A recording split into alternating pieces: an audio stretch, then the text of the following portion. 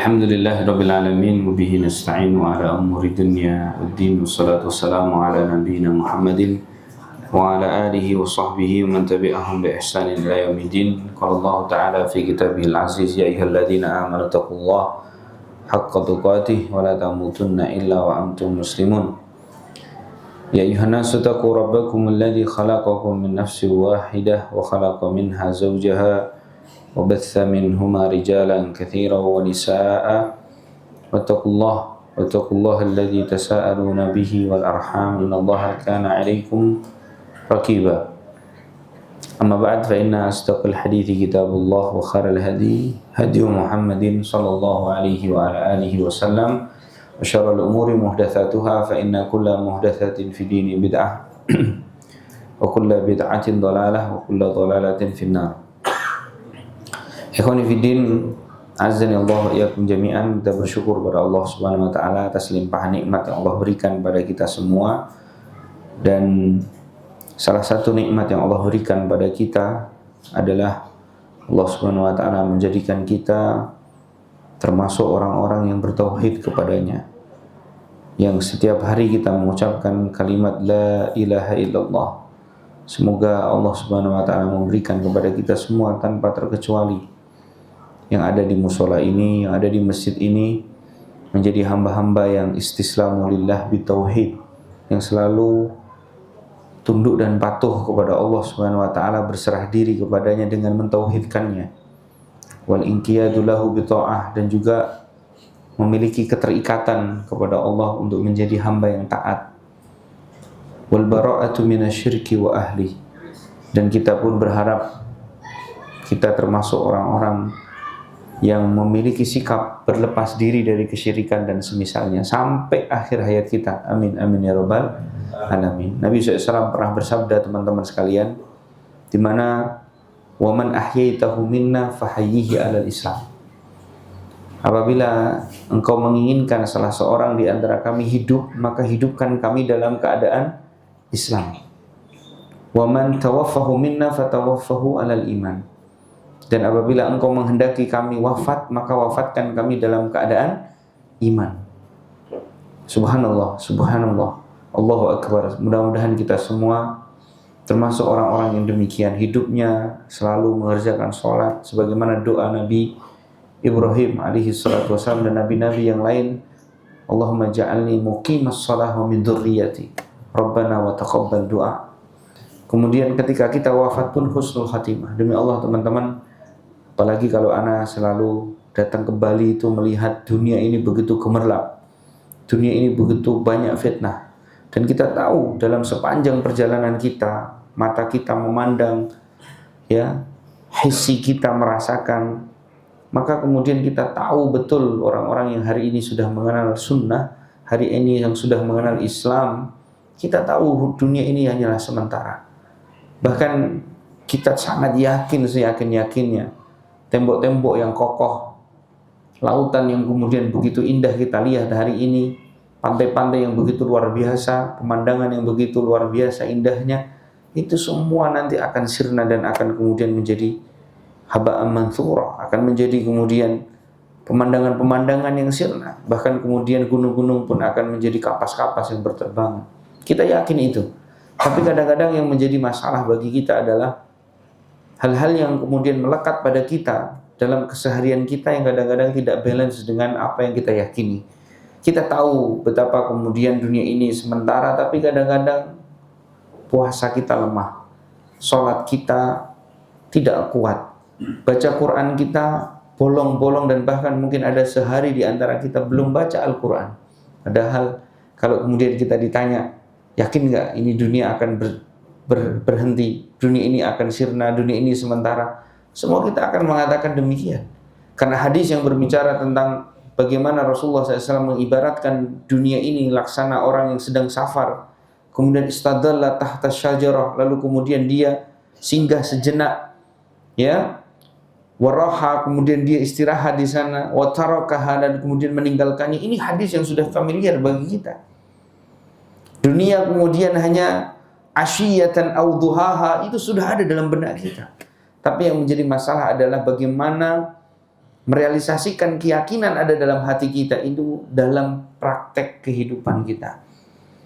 Padahal sesungguhnya keimanan yang ada pada diri kita ini teman-teman, itu tidak cukup hanya dengan ucapan. Tidak juga cukup dengan keyakinan, tapi harus kemudian diaplikasikan dengan anggota badan kita, dengan praktek nyata kehidupan kita. Makanya para ulama ketika mendefinisikan iman dalam hati seorang hamba adalah bukan hanya sekedar keyakinan, i'tiqadu bil janan wa qawlu bil lisan wal amalu bil arkan. Iman itu adalah keyakinan dalam hati, ucapan dengan lisan, dan anggota badannya pun ikut kemudian merealisasikan apa yang ada dalam hati dan lisannya. Oleh karena itu hari ini kita bukan hanya sekedar yakin, tetapi bagaimana kemudian akhlak kita, perilaku kita, lalu kemudian ibadah kita, amal soleh kita harus mencerminkan apa yang kita yakini. Semoga Allah Subhanahu wa Ta'ala menjadikan apa yang kita lakukan pada malam hari ini berupa duduk di majelis ilmu sebagai mizan hasanah kita dan sebagai bentuk bukti nyata bahwa kita adalah orang-orang yang beriman kepada Allah Subhanahu wa Ta'ala. Amin, amin ya rabbal alamin. Salawat dan salam mudah-mudahan tetap tercurah dan terlimpahkan pada baginda Nabi besar, Nabi agung, Nabi Muhammad SAW, pada keluarga beliau, sahabat-sahabat beliau, dan mudah-mudahan merambah kepada kita semua selaku umat Nabi Muhammad SAW. Tak terasa teman-teman, Januari yang lalu saya baru dari Lombok, dari Bima, mampir ke Bali di masjid ini kalau nggak salah. Ya, hari apa itu waktu itu, subuh hari. Dan sekarang saya dipertemukan lagi oleh Allah Subhanahu wa Ta'ala bersama antum semua di mushola atau masjid ini dalam keadaan yang tidak saya rencanakan. Ya, jadi sebenarnya saya menemani Syekh Profesor Dr. Abdurrahman Al-Hazimi, beliau bersama keluarganya ke Jakarta, ke Bogor, kemudian ngisi daurah juga di Semarang. Kebetulan saya sebagai tuan rumah di Semarang selama 3 hari bersama beliau. Dan beliau minta diantar atau minta ditemani ya ke Bali, dan qadarullah teman-teman Bali tahu saya ke sini, akhirnya saya duduk di depan antum semua. Semoga ini menjadi safar yang barokah, safar yang kemudian bermanfaat, yang mudah-mudahan menjadi mizan hasanah kita semuanya. Amin amin ya rabbal alamin. Ikhwani fiddin azanallahu wa iyyakum jami'an. Teman-teman sekalian, sebenarnya apa yang saya sampaikan mungkin sudah disampaikan oleh ustaz-ustaz yang lain, atau bahkan mungkin antum sudah mengerti tentang bagaimana satu ayat dalam Al-Quran Allah Subhanahu wa Ta'ala pernah sampaikan di dalam ayatnya, di dalam kalamullah al-munazzal ila nabiyina Muhammad SAW, di mana Allah berfirman, ya yu'til hikmata man yasha wa man yu'tal hikmata faqad utiya khairan katsira.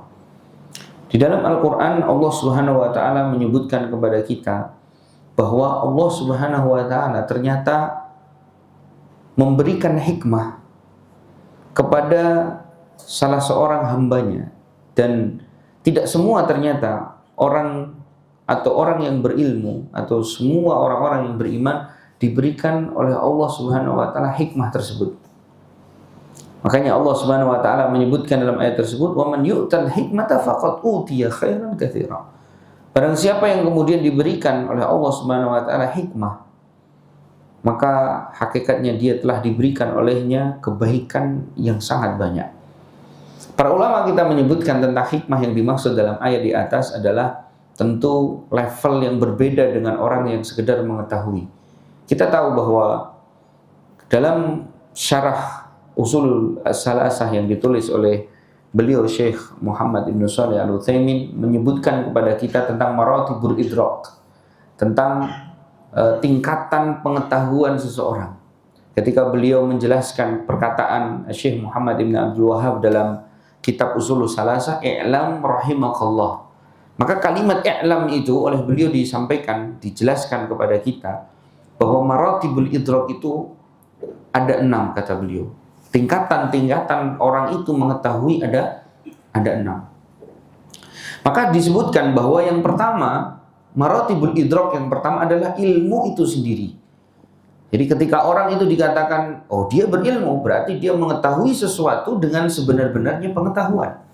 Contoh misalkan ini apa? Oh ini adalah air mineral, ya, yang kemudian dibungkus dengan plastik, ya, dan tutupnya berwarna oranye. Ya, berarti saya mengetahui betul bahwa ini adalah air mineral. Tidak ada satupun di antara kita yang khilaf mendefinisikan ini, menunjukkan bahwa kita semua tahu bahwa ini adalah air mineral. Inilah yang disebut dengan pengetahuan yang asli. Maka ketika kemudian seseorang ditanya tentang masalah sholat, misalkan, sholat itu apa? Sholat itu secara bahasa adalah doa. Secara istilah adalah aqwalun wa af'alun muftatahatun bit takbiri wa muhtatamatun bit taslim, misalkan.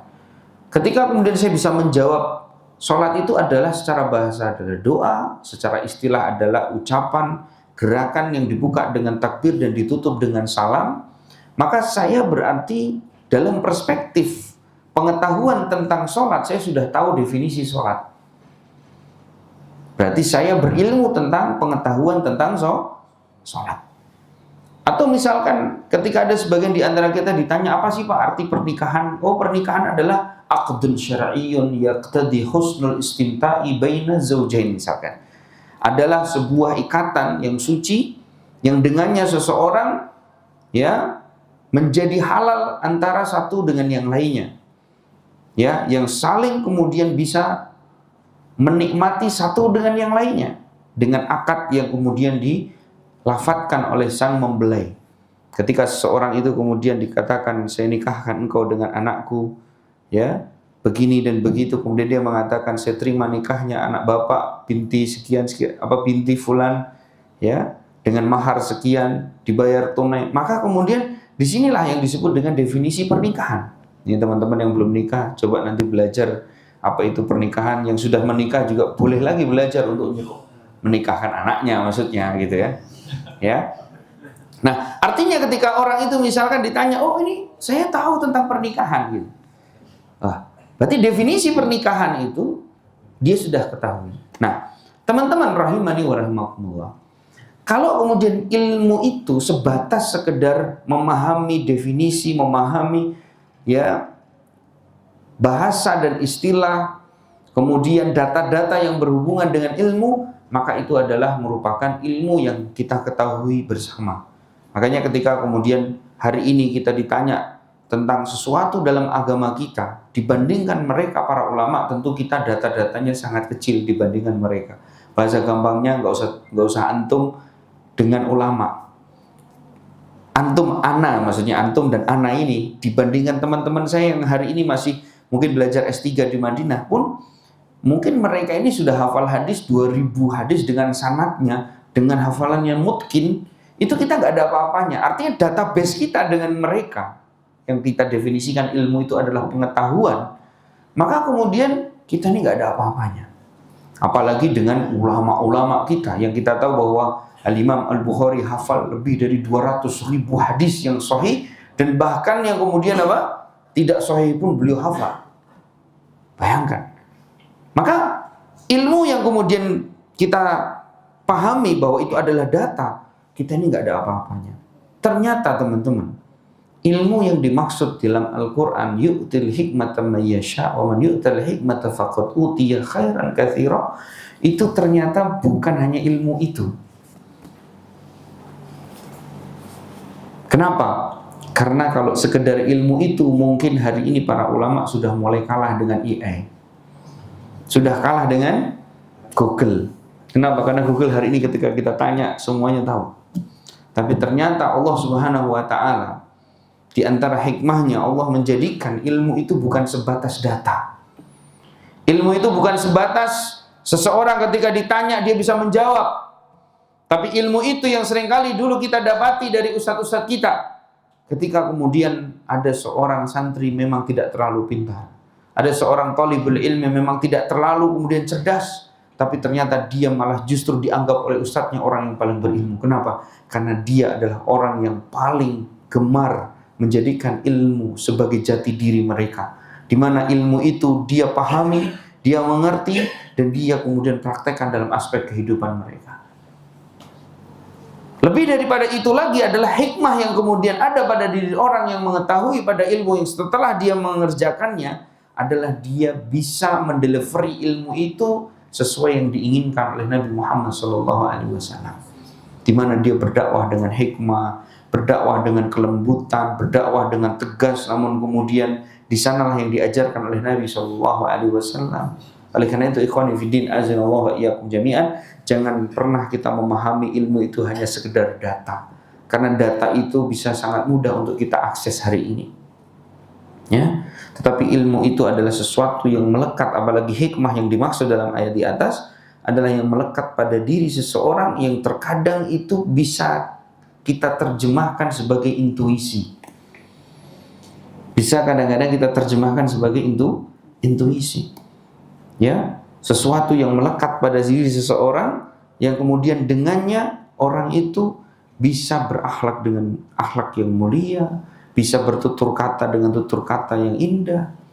Ya, bisa kemudian memiliki kesabaran yang tidak ada batasnya, bisa memiliki kekhusyuan yang luar biasa, dan bahkan rasa takut yang tinggi kepada Allah sebagaimana Allah definisikan dalam Al-Quran, innama yakhsyallaha min ibadihil ulama.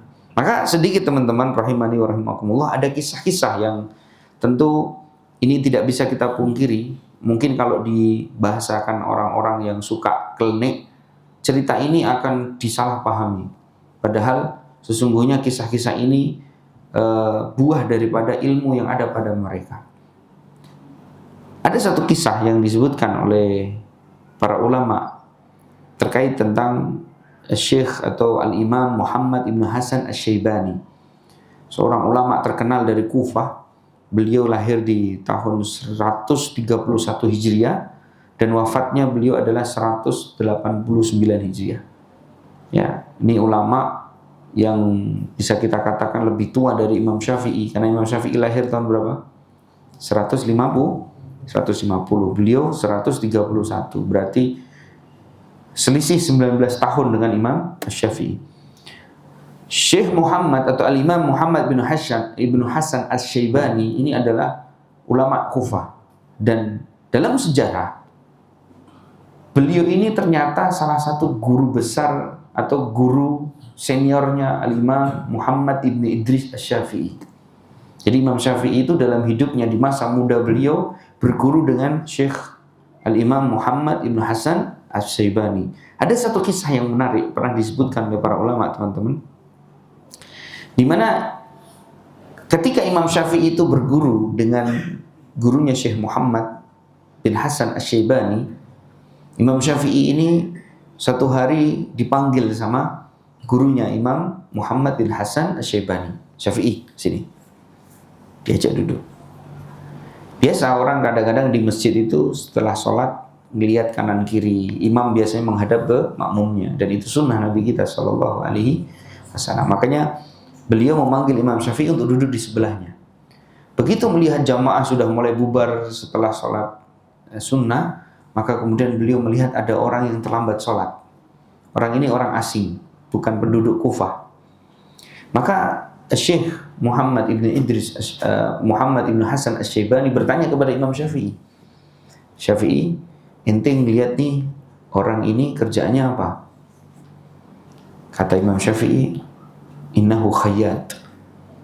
Kalau saya kayaknya ini orang tukang jahit ini. Kata Imam Muhammad Ibnu Hasan Asy-Syaibani, la, innahu najjar.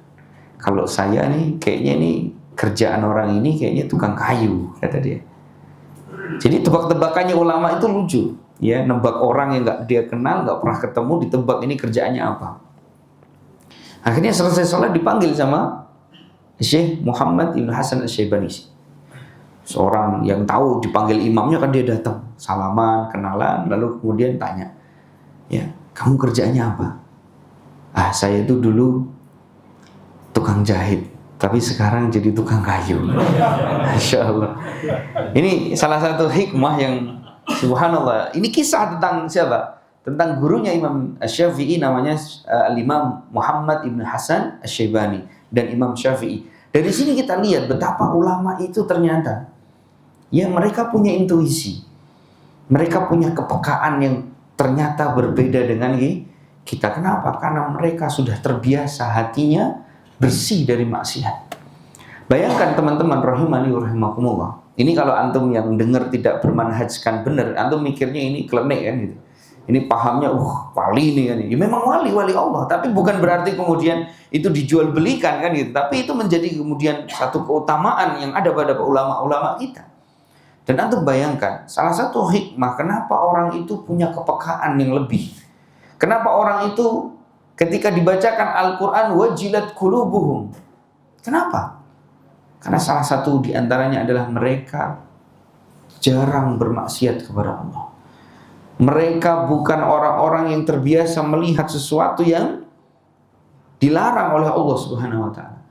Makanya karena kalau di Bali ini ada ngeri, Pak. Harus begini. Ya, bahaya.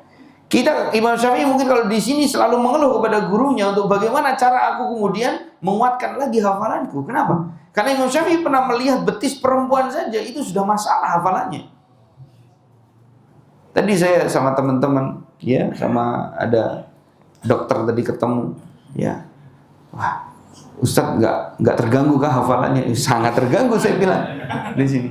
Ya, bahkan keluarga saya juga telepon apa banyak istighfar kalau di sana. Iya betul. Ya, bayangkan Imam Syafi'i cuma melihat betis saja, teman-teman. Beliau pernah mengeluhkan lemahnya hafalan kepada gurunya Imam Waqi'. Syakautu ila waqi'i su'a hifdhi fa arsyadani ila tarkil ma'asi fa ahbarani bi anna al-ilma nurun wa nurullahu la yuhda lil 'asi. Kata beliau, aku pernah mengeluhkan lemahnya hafalanku kepada guru ki Imam Waqi'. Dan kemudian guruku menasihatiku untuk apa? Untuk senantiasa aku meninggalkan maksiat.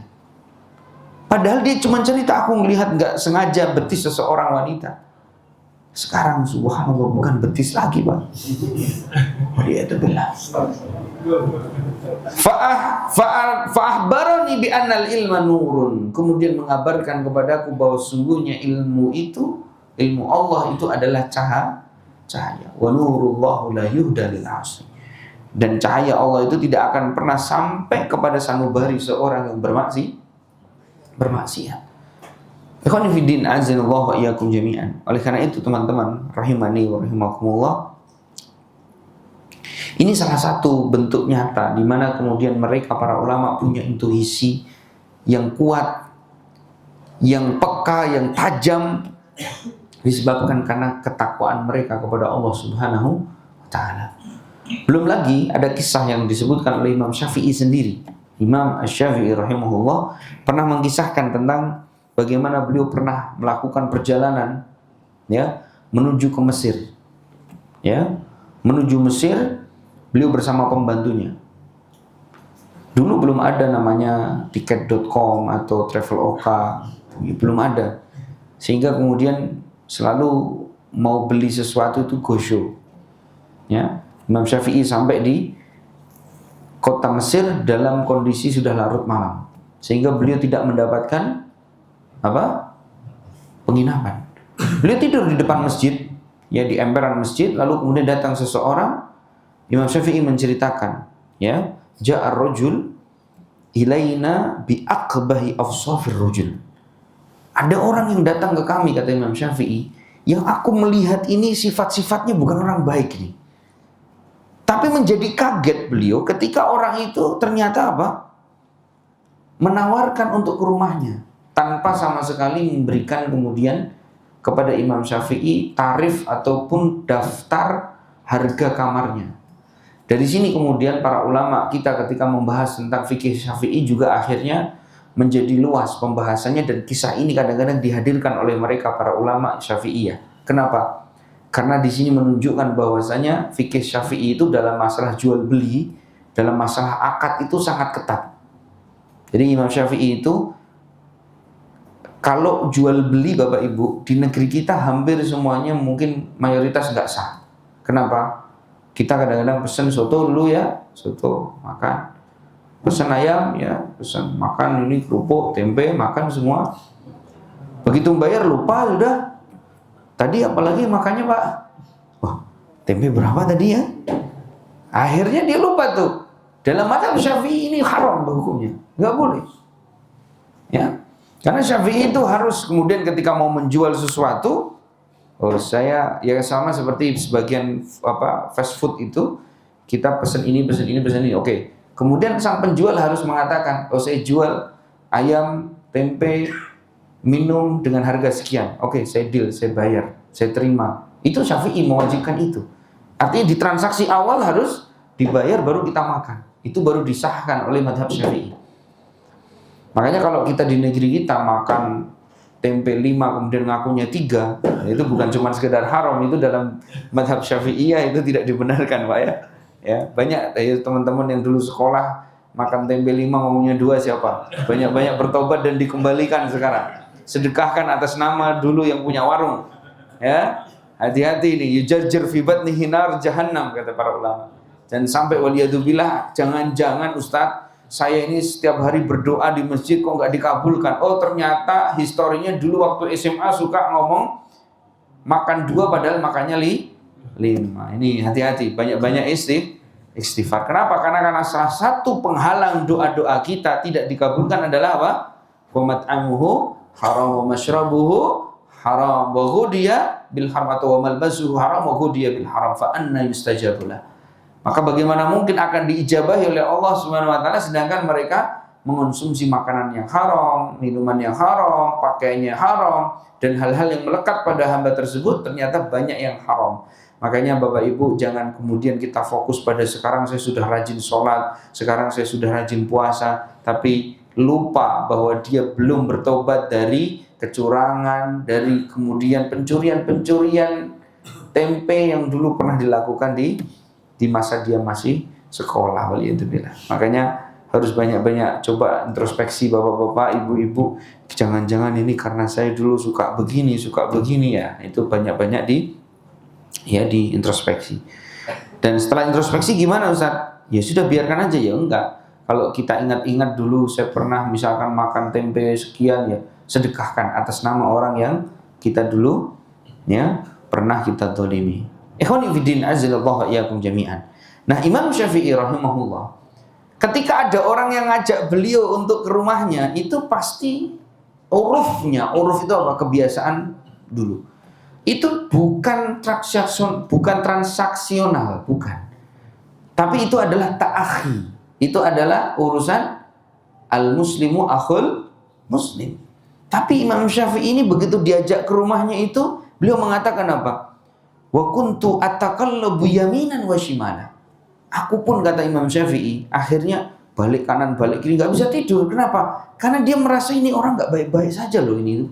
Jadi Imam Syafi'i tapi nggak diungkapkan. Dan di sini sekaligus ingin saya sampaikan bedanya suudzon sama intuisi apa Ustaz? Teman-teman siapa yang tahu apa bedanya suudzon sama intuisi? Suudzon itu diucapkan, kalau intuisi itu disimpan sampai kejadiannya terjadi baru dia ungkapkan, itu intuisi. Kalau kita melihat teman begini belum terbukti nih, kita sudah ngomong kayaknya itu pencuri itu. Ini suudzon ini. Paham? Kayaknya dia niatnya nggak bagus itu Ustaz. Suudzon. Ya. Tapi kalau kemudian terjadi misalkan ternyata dia bohong, dia mencuri. Oh iya betul. Dulu saya juga sudah menyangka dia. Itu baru intuisi. Nah, kita kebanyakan intuisi apa kebanyakan suudzon Pak biasanya? Suudzon kebanyakan suudzon. Kalau kita ngobrol di masjid pun kebanyakan suudzon, padahal tidak boleh. Kita harus senantiasa hati-hati. Oleh karena itu lihat bagaimana Nabi kita SAW ketika menghadapi orang-orang munafik. Nabi berhati-hati betul, tidak mungkin mudah mengatakan bahwa ini orang munafik. Enggak.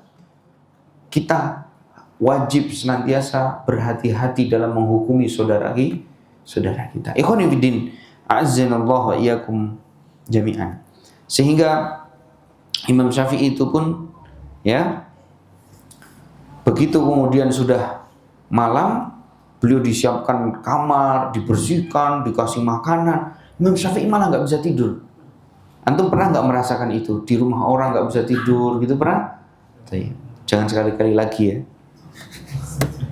Maksudnya ya kita memang harus banyak-banyak berdoa untuk kita diberikan ketenangan. Tapi apa yang ada dalam kisah Imam Syafi'i ini bukan soal tenang nggak tidak tenang, tapi beliau punya intuisi. Sehingga sampai pada akhirnya beliau sholat subuh. Setelah sholat subuh beliau kembali lagi ke rumahnya, dan kemudian beliau disiapkan sarapan, disiapkan makanan, bahkan kudanya beliau, untanya itu dibersihkan sama pemilik rumah. Sehingga Imam Syafi'i akhirnya memberanikan diri memperkenalkan pribadi beliau. Beliau mengatakan, "Ya akhi, idza ji'ta ila Makkah." Kalau kamu nanti ke Mekah, karena tidak mungkin seorang muslim kecuali pasti menginginkan untuk haji. Idza ji'ta Makkah wa mararta bi Dzituwa. Nanti kalau kamu sudah sampai di Dzituwa, Dzituwa itu kabilahnya Imam Syafi'i, itu asli orang Mekah. Kemudian tinggalnya itu di tempat namanya Dzituwa. Itu keluarganya Imam Syafi'i semua. Makanya kalau dikatakan Imam Syafi'i itu keturunannya Nabi, Ustaz, iya. Imam Syafi'i itu ada silsilah yang nyambung kepada Nabi kita sallallahu alaihi wasallam. Fas'al an Muhammad ibn Idris Asy-Syafi'i. Ya. Maka kamu nanti silahkan tanyakan di mana rumahnya Muhammad bin Idris Asy-Syafi'i. Itu rumahku, kata dia. Kata Imam Syafi'i, dia mengatakan itu. Artinya Imam Syafi'i langsung membuka profilnya. Itu saya pengen membalas apa yang kamu lakukan kepadaku ini. Maksudnya sih Imam Syafi'i.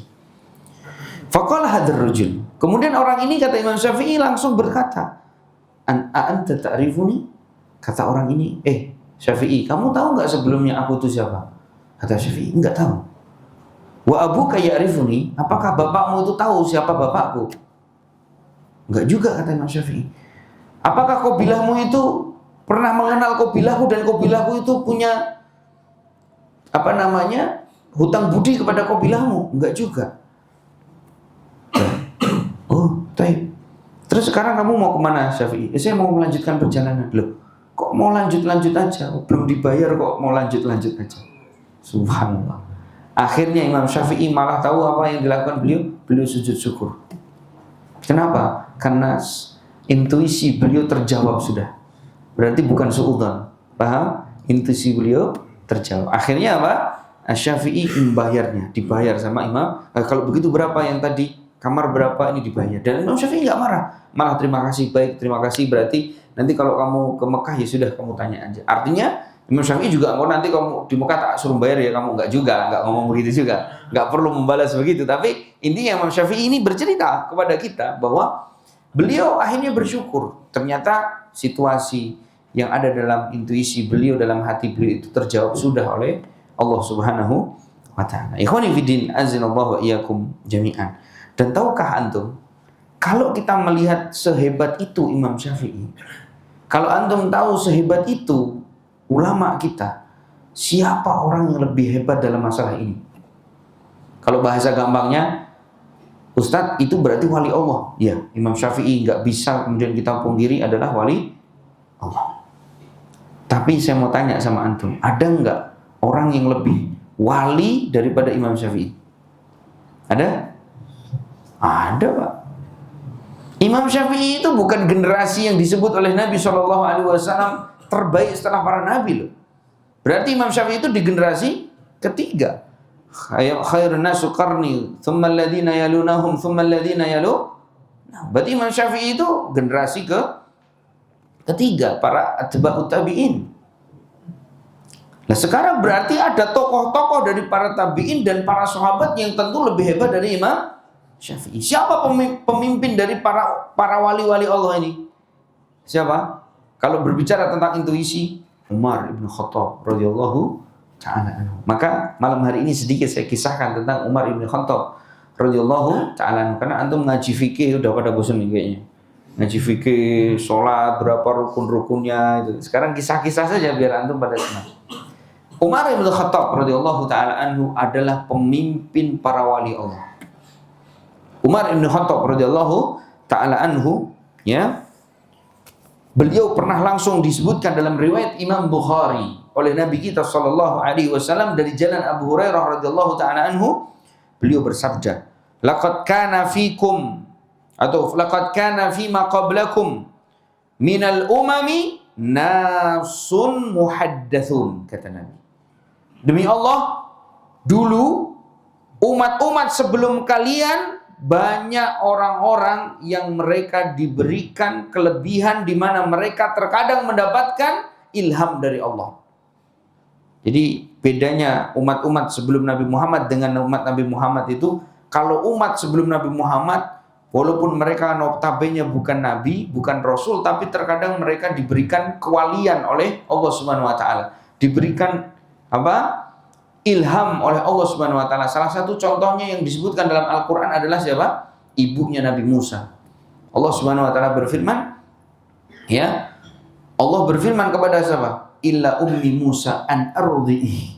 Seakan-akan ibunya Nabi Musa ini mengetahui kenapa anaknya harus dialirkan ke sungai dan kemudian sebelumnya disusui terlebih dahulu, itu adalah wahyu dari Allah dan ilham darinya. Illa annaha laisat bin nabi. Kecuali ibunya Nabi Musa itu bukan nabi, tapi dia diberikan ilham. Itu disebutkan oleh Imam Ibnu Katsir, At-Tabari dan yang lainnya, bahwa orang-orang dahulu itu seringkali mendapatkan ilham dari Allah. Seperti ibunya Nabi Isa alaihi salatu wassalam. Seperti Masyitah itu juga diberikan ilham oleh Allah. Bayangkan ketika kemudian anaknya ya dicelupkan di dalam minyak yang panas, ya, anaknya tiba-tiba langsung ngomong sendiri. Bayi Pak ngomong. Kuatkan kamu di dalam iman kepada Allah Subhanahu wa taala. Ibunya hampir gonjang-ganjing tapi dikuatkan oleh Allah dengan ilham-ilham seperti itu. Nah, dari sini kemudian Nabi SAW mengatakan, laqad kana fima qablakum minal ummamin nasun muhaddatsun. Ketahuilah wahai umatku bahwa orang-orang sebelum kalian itu banyak orang-orang yang diberikan ilham. Ya, fa iyyakun fi ummati ahadun fa innahu Umar. Rawahul Bukhari. Dan ketahuilah kalau ada di antara umatku yang diberikan kelebihan ilham oleh Allah Subhanahu wa taala sedemikian rupa, itu adalah Umar bin Khattab radhiyallahu taala anhu. Oleh karena itu, beliau Umar bin Khattab radhiyallahu taala anhu banyak sekali dalam hidup beliau yang terkadang pendapat-pendapat beliau, usulan-usulan beliau lebih disepakati oleh Allah Subhanahu wa taala. Bahkan kita tahu disebutkan dalam hadis Rasulullah SAW pernah tersenyum melihat Umar bin Khattab, sehingga Umar bin Khattab spontan berkata kepada Nabi, ya Rasulullah lima tabtabsim, kenapa engkau tersenyum? Kemudian Rasulullah mengatakan, bagaimana aku tidak tersenyum? Lau salakta fajjan ya Umar la salaka syaitanu fajjan ghaira fajj. Wahai Umar, bagaimana aku tidak senyum kalau kemudian melihat engkau, karena engkau ini orang yang kemudian kalau jalan di sebuah jalan, maka syaitan itu akan mencari jalan yang tidak dilewati oleh engkau. Ini Umar bin Khattab radhiyallahu taala anhu. Makanya Hudzaifah bin Yaman rahimahullah radhiyallahu taala anhu pernah menyebutkan Umar bin Khattab itu laksana apa? Laksana tembok besar, pintu yang menghalangi antara fitnah dengan para sahabat pada saat itu. Dengan adanya Umar masih hidup, fitnah-fitnah itu sangat kecil sekali. Karena orang-orang syaitan dari wujud manusia dan jin itu takut sama Umar bin Khattab radhiyallahu ta'ala anhu. Manusia yang oleh Rasulullah SAW dikatakan sebagai apa? Orang yang paling kuat di dalam kemudian menegakkan agama Allah Subhanahu wa taala. Nah, ikhwani fiddin azinallahu wa iyyakum jami'an. Kisah tentang Umar ini banyak sekali disebutkan, tapi tentunya waktunya enggak cukup. Saya akan kisahkan tentang bagaimana intuisi beliau radhiyallahu ta'ala anhu terkait tentang seseorang yang membunuhnya. Siapa yang membunuh Umar bin Khattab? Namanya Abu Lu'lu'ah Al-Majusi, yang kemudian hari ini kuburannya ditawafin sama orang-orang Syiah. Waliyadzubillah. Abu Lu'lu'ah Al-Majusi, ya, seorang yang beragamakan Majusi yang kemudian membunuh Umar bin Khattab radhiyallahu ta'ala anhu. Kisahnya, Abu Lu'lu'ah ini salah satu budak seorang sahabat yang kemudian pada saat itu sahabat tersebut karena tahu skill daripada Abu Lu'lu'ah ini bagus dalam membuat besi, dalam memahat, dalam kemudian membentuk besi-besi jadi bagus. Akhirnya sahabat tersebut meminta untuk dia buka usaha, jadi diberdayakan. Akhirnya dia diberikan syarat, kamu akan bebas kalau kamu sudah membayar sekian, sekian, dan sekian. Terjadi kesepakatan, lalu kemudian dia diberikan usaha, tapi masih istilahnya dipekerjakan. Nanti dari hasil pekerjaan itu dia mendapatkan bagi hasilnya, dan dari bagi hasilnya tersebut nanti dia bisa membeli dirinya sendiri untuk bebas. Bagus gak kira-kira sahabat itu? Bagus. Karena kalaupun dia tanpa memberikan bagi hasil pun sah-sah saja, itu budak. Ya, tapi subhanallah, di antara kebaikan para sahabat seperti itu. Akhirnya suatu hari, begitu dia sudah mulai jalan usahanya, maka disinilah kemudian kita harus tahu betul bahwa muslim itu ada komitmen yang harus senantiasa dipegang teguh. Makanya dalam bahasa fikih itu namanya al-muslimu ala syurutihim. Muslim kalau kemudian suka merubah-merubah akad, muslim kalau kemudian khianat, itu bukan muslim lagi. Itu kebiasaan orang Majusi, itu kebiasaan orang kafir. Buktinya siapa? Buktinya Abu Lu'lu' al-Majusi di awal menyepakati kesepakatan pertama, tapi kemudian akhirnya mengkhianati. Begitu sudah mulai lama, sudah mulai terkumpul, akhirnya dia mengeluhkan kepada Umar, Umar, anak kok cuma dikasih 20%, padahal anak yang kerja begini-begini. Kata Umar bin Khattab, beliau, berikan waktu kepadaku untuk aku klarifikasi kepada tuanmu. Di antara bentuk keadilan Umar bin Khattab, beliau datang kepada sahabat tersebut, kemudian tanya, apa benar kamu memberikan hanya sekian? Iya, tapi itu sepakatan kita, ada catatannya. Maka Umar bin Khattab mengatakan, kalau kamu sudah sepakat seperti itu, kaidahnya ya kamu taati. Karena di awal kamu sudah sepakat. Maka kemudian Abu Lu'lu'ah mengatakan sebuah kalimat apa?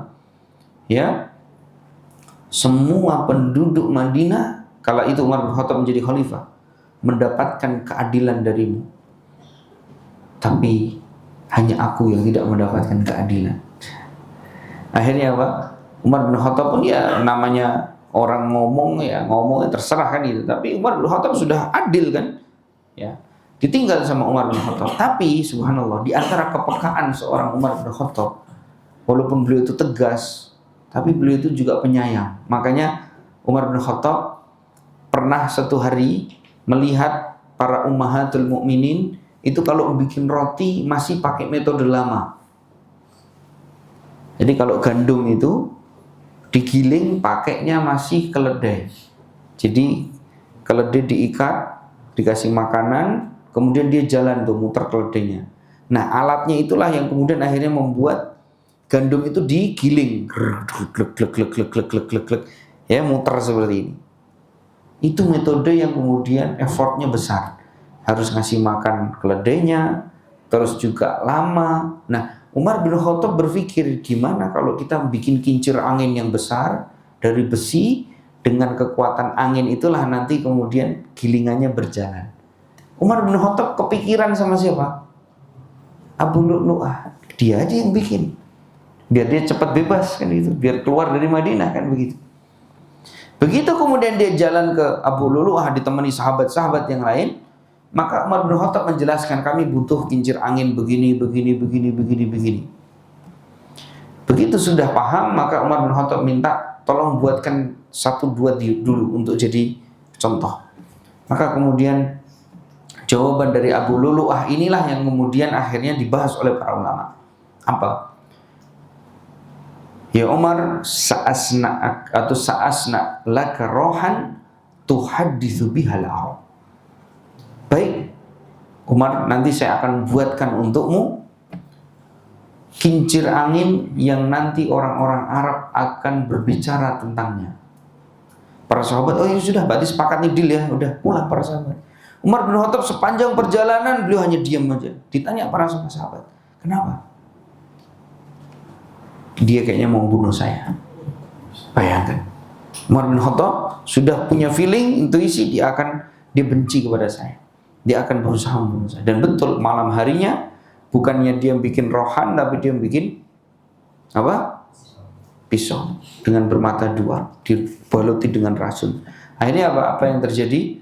Ketika Umar bin Khattab ditusuk pun, kemudian Umar bin Khattab bertanya, siapa pelaku dari penusukan? Abu Lu'lu'ah Majusi. Kemudian beliau mengatakan, alhamdulillah, yang telah menjadikan pembunuhku bukan orang yang pernah sujud sekalipun kepada Allah Subhanahu wa ta'ala. Nah, dari sini ikhwani fiddin azanallahu wa iyyakum jami'an menunjukkan bahwasanya Umar bin Khattab ini punya intuisi. Nah, kalau bapak-bapak kita semua pengen punya intuisi yang sama seperti mereka, para ulama, para sahabat, maka sarannya adalah bertakwalah kepada Allah. Hati ini ketika kemudian semakin takut kepada Allah, maka kita akan semakin mengerti hal-hal yang kemudian baik dalam sekitar kita. Kadang-kadang kita mudah ditipu sama orang karena kita ini hatinya kotor. Feelingnya itu nggak kena gitu. Anak kemarin dibohongi Ustaz sama teman. Iya, karena kita itu kadang sering maksiat. Saya begini Ustaz, saya begini Ustaz. Saya ketipu Ustaz. Kan banyak hari ini. Tidaklah kemudian terjadi pada sebagian masyarakat kita. Dari kemudian apa? Ditipu sama penipu yang telepon itu. Bapak dapat hadiah mobil itu. Karena apa? Karena minimnya literasi. Ya kan? Dapat laptop, dapat mobil, ternyata malah dia suruh transfer. Ya, itu kan apa? Minimnya literasi dan minimnya ketakwaan kepada Allah Subhanahu wa taala. Maka Bapak dan Ibu rahimani rahimakumullah, ini menjadi salah satu kisah yang sebenarnya ini ngaji santai ya, tidak sing muluk-muluk, tapi ini paling tidak menjadi nasihat bagi kita semua bahwa ketika kemudian hari ini kita pengen dijaga oleh Allah, maka sebagaimana nasihatnya Nabi SAW, ihfadillaha yahfadka, ihfadillahi tajidhu tujahha, wa idza sa'alta fas'alillah, wa idza sta'anta fasta'in billah. Sesungguhnya kisah yang tadi kita sampaikan itu kembali mengajarkan kita untuk menjadi orang-orang yang bertakwa. Ustaz, tapi Umar bin Khattab dijaga sama Allah, diberikan ilmu, diberikan intuisi, tapi dibunuh juga. Nah, itu beda lagi pembahasannya. Kalau dibunuhnya Umar bin Khattab memang qadarullah ma syaa fa'al. Itu takdirnya Allah Subhanahu wa taala. Tapi kenapa kemudian hari ini kita ceritakan kisah-kisah itu menunjukkan bahwa orang-orang yang bertakwa itu diberikan kemampuan lebih dibandingkan orang-orang biasa. Baik, mungkin ini yang bisa saya sampaikan Bapak Ibu. Saya pengen ada tanya jawab biar rame ya, siapa tahu ada pertanyaan tadi soal pernikahan misalkan, atau pertanyaan tentang yang lain, tafadhol silahkan. Barakallahu fikum. Silakan. Silakan Pak. Assalamualaikum warahmatullahi wabarakatuh. Waalaikumsalam warahmatullahi wabarakatuh. Jazakallahu khairan Pak. Terima kasih nasihat dan pencerahannya. Terkait apa yang tadi nasihat diberikan oleh Ustaz, apakah intuisi ini sama seperti sixth sense?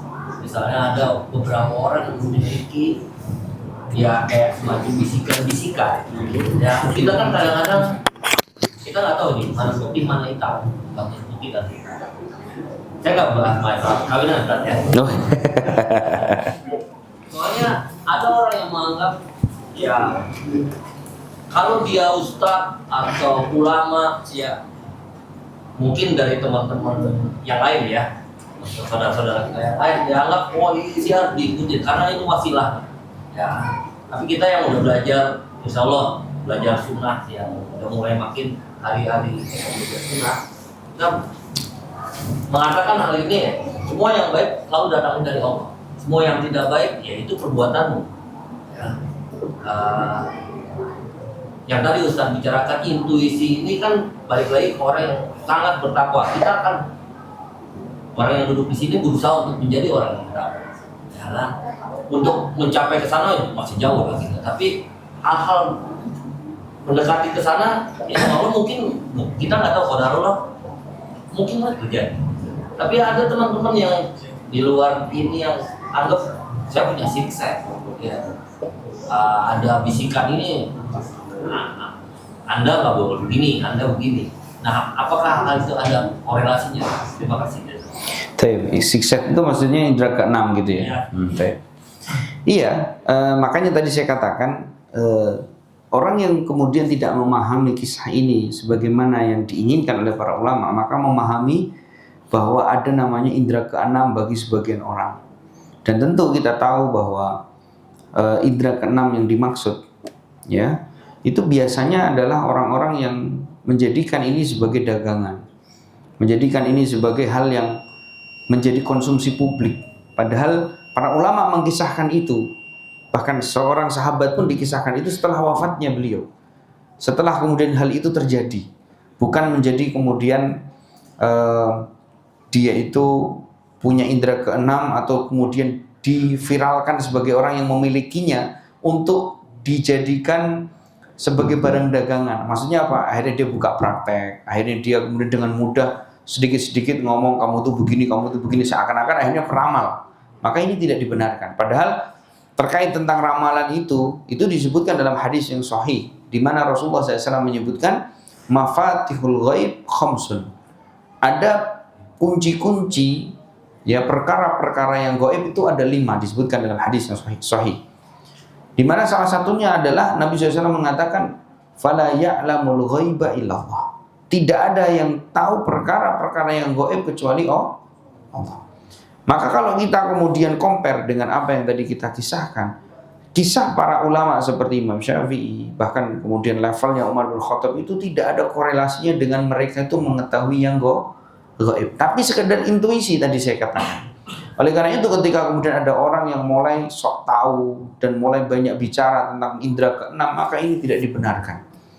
Maka justru dengan kita mengisahkan Umar bin Khattab, mengisahkan Imam Syafi'i, yang kemudian mereka sampai detik ini belum ada yang riwayat yang menyebutkan Imam Syafi'i itu duhur sholat di Mekah, kemudian asar sholat di mana, itu belum ada menunjukkan cerita-cerita hari ini orang-orang yang mengaku-ngaku memiliki indera keenam, memiliki kewalian dan seterusnya, itu justru dibantah dengan kisahnya mereka. Sekaligus bagi orang yang kemudian hari ini menganggap dirinya mengetahui indera keenam, kemudian sakti, kemudian dengan apa yang ada pada dirinya itu akhirnya orang itu mengagungkannya, membesar-besarkannya, yang kemudian akhirnya mengatakan bahwa bahwa orang itu anti tusuk dan seterusnya, justru dibantah dengan kisahnya Umar bin Khattab sendiri. Imamnya para wali pun ternyata wafatnya ditusuk. Imamnya para wali pun kemudian tidak bisa melindungi dirinya kecuali dengan perlindungan Allah.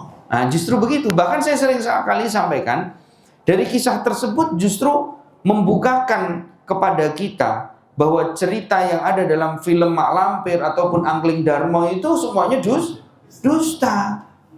Ki Ageng Prayogo terbang dikasih peti. Kira-kira itu dusta apa tidak? Dusta.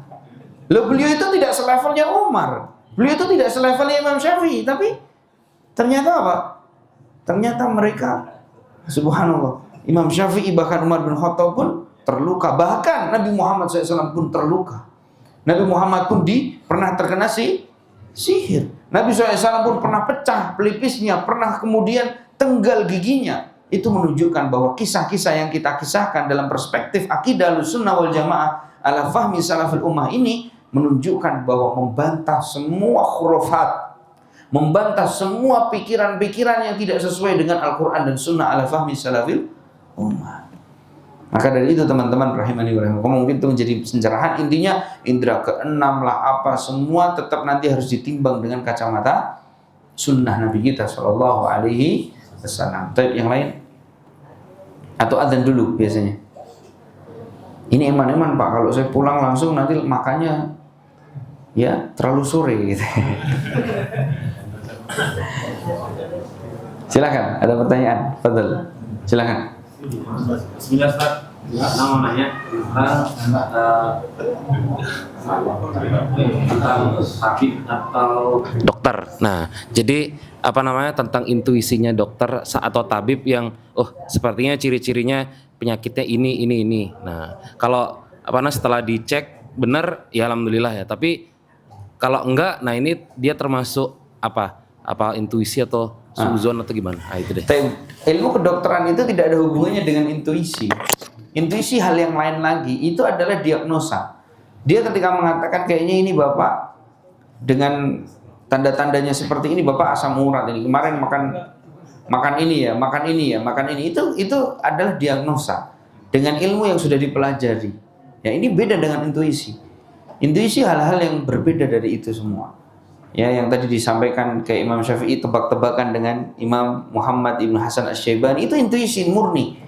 Ya, tidak ada kemudian orang yang kemudian melihat orang ini tiba-tiba ngomong ini kayaknya kerjanya tukang kayu, ini kerja. Dari mana itu? Ciri-cirinya mana yang menunjukkan itu? Tidak ada. Tapi itulah tebak-tebakan yang pernah disampaikan oleh Imam Syafi'i, bahwa gurunya mengatakan ini kayaknya tukang kayu. Tapi kata Imam Syafi'i, enggak, ini penjahit. Begitu ditanya, iya dulu anak tukang kayu, dulu saya penjahit, sekarang jadi tukang kayu. Ternyata dua-duanya betul. Itu intuisi. Nah, kaitannya dengan diagnosa itu hal yang berbeda. Saya pernah kemudian disebutkan oleh para ulama kita,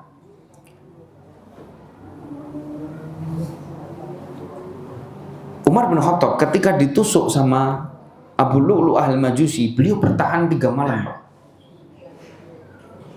Padahal sahabat-sahabat yang lain yang ketika ditusuk Umar bin Khattab, ditusuk nih Umar bin Khattab, sisa dari tusukannya ke Umar bin Khattab kan dia lari.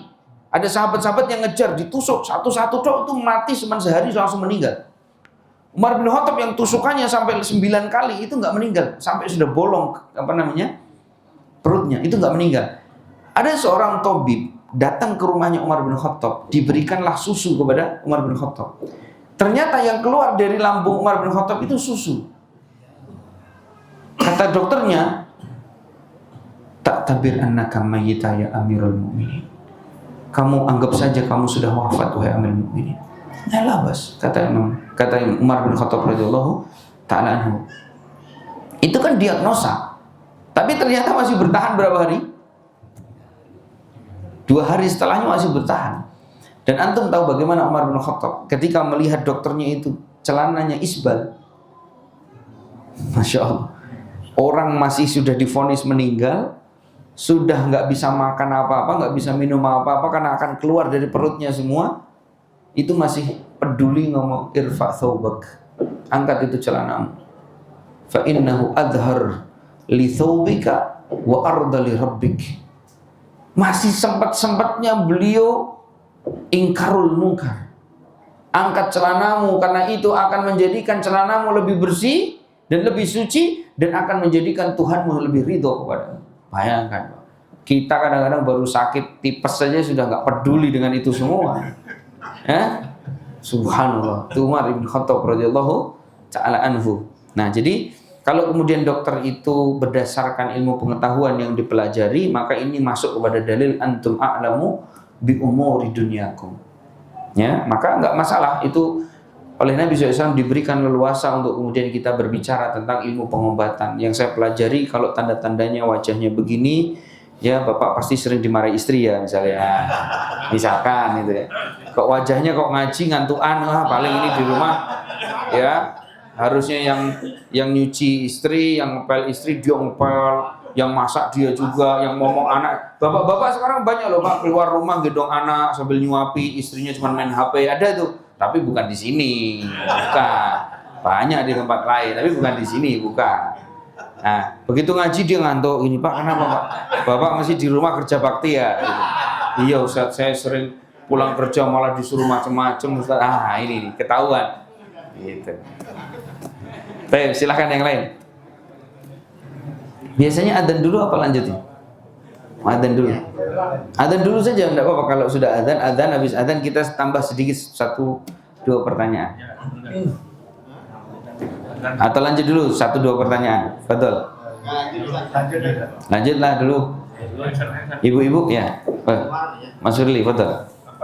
Setiap orang mukmin itu punya istilahnya kemampuan nanti bisa dilatih lah intuisi itu kan. Ya. Apakah setiap mukmin itu punya potensi untuk dia memiliki intuisi? Maka jawabannya iya. Semakin dia bertakwa kepada Allah Subhanahu wa taala, maka dia akan terasah intuisinya. Karena itu kaitannya dengan kebersihan hati seseorang. Ya, ketakwaan seseorang akan meningkatkan kualitas dia menjadi pribadi muslim yang lebih peka. Makanya ketika tadi saya singgung, kenapa kemudian seorang mukmin itu ketika dibacakan Al-Quran akan wajilat qulubuhum, itu terkait tentang intuisi dia. Kenapa sih kita kadang-kadang, mohon maaf nih, ngelihat di sekitar kita itu tidak peka? Itu karena apa? Karena ketidaktakwakan kita. Segadah saking seringnya kita berbuat maksiat, maka kepekaan kita itu semakin tertutup. Makanya saya itu kadang-kadang kok betah ya tinggal di Bali gitu. Loh bener. Ada pertanyaan saya seperti itu, kok bisa gitu. Masya Allah teman-teman kita di Bali ini, subhanallah, Allah jaga mereka. Ya mudah-mudahan, amin ya kan. Karena tidak mudah Pak, anak di Bali berapa hari ini sudah berat. Iya.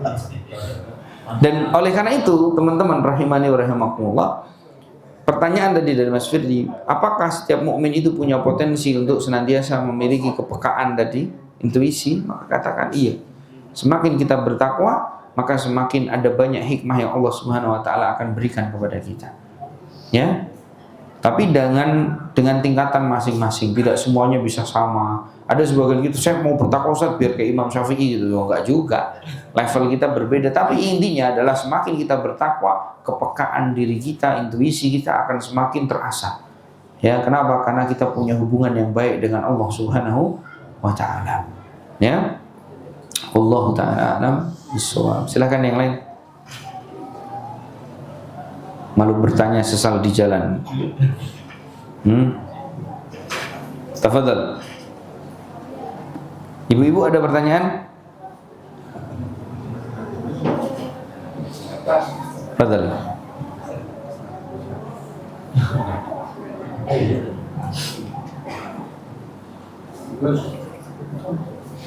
Katanya tadi malam kalau di masjid bandara jangan lama-lama Ustaz. Di sini nggak apa-apa lama. Ya udah sampai subuh saya bilang. Tafadhal. Baik, kalau tidak ada kita akhiri kajian pada kesempatan malam hari ini teman-teman rahimani rahimakumullah. Semoga Allah Subhanahu wa taala memberikan kepada kita ketakwaan, memberikan kepada kita hati yang bersih, hati yang senantiasa memiliki keindahan. Sebagaimana nasihat para ulama, kun jamilan tara wujuh jamala. Jadilah engkau orang yang indah, maka akan melihat semua kehidupan kita indah. Emang bisa kita melihat keindahan dalam kehidupan kita, sedangkan banyak sekali ketidakindahan ataupun hal-hal yang buruk dalam kehidupan kita? Maka jawabannya iya. Karena bagi orang yang indah hatinya, sekalipun dia didolimi, maka itu sebuah keindahan. Dia akan kembali kepada Allah, dia akan memaafkan saudaranya, dia akan sabar menghadapinya. Itulah keindahan yang sesungguhnya. Oleh karena itu, ikhwani fiddin, azallahu wa iyyakum jami'an. Semoga Allah Subhanahu wa taala menjadikan kita semua hidup dalam keadaan Islam, wafat kelak dalam keadaan beriman. Amin amin ya rabbal alamin. Demikian yang bisa saya sampaikan, sedikit kajian singkat, mudah-mudahan Allah berikan dan kemudian anugerahi kita semua pahala yang melimpah dan menjadi mizan hasanah kita, sekaligus menjadikan ilmu yang kita dapati malam hari ini menambahkan ketakwaan kita kepada Allah Subhanahu wa taala. Barakallahu fikum, subhanaka bihamdika, asyhadu an la ilaha illa anta astaghfiruka wa atubu ilaik. Assalamualaikum warahmatullahi wabarakatuh.